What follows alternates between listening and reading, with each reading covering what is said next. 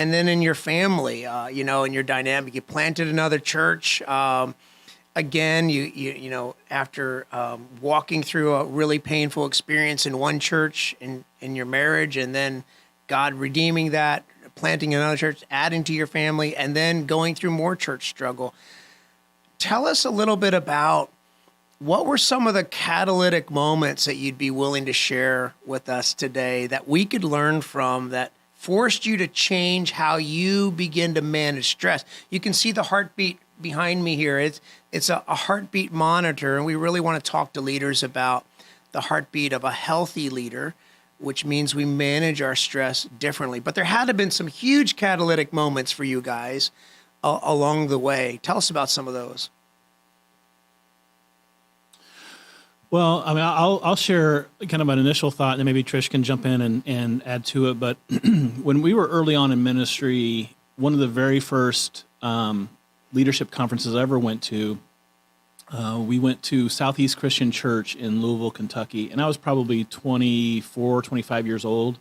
I was a youth pastor, and it was Trish and myself, one of the elders of our church and his wife, and then our music pastor and his wife. It was just the six of us.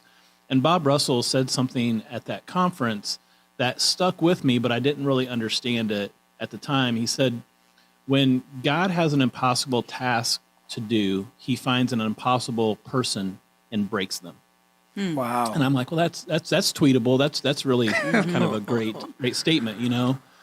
But at 25 years old, I never really understood or could, conceptualize what that breaking process would look like. And I don't think it's necessarily a one-time thing. I think there's seasons of being broken so that you can increase your reliance on God, so that you can therefore increase your capacity to serve him. And one of the very first, obviously, times of our brokenness was during our separation after my infidelity in 2005. That was just probably 5 years after that conference. And so 2005 is when our marriage imploded, and that was really the first, tangible experience I had with what brokenness was, and just being completely broken before God with no hope, no friends, no job, no future really, not even knowing if my marriage was going to make it. And one of the things that I realized during that time is that Jesus was literally all that I had, and he became everything that I needed. And that was the first time that I felt like God came through, and a broken and contrite heart he won't deny.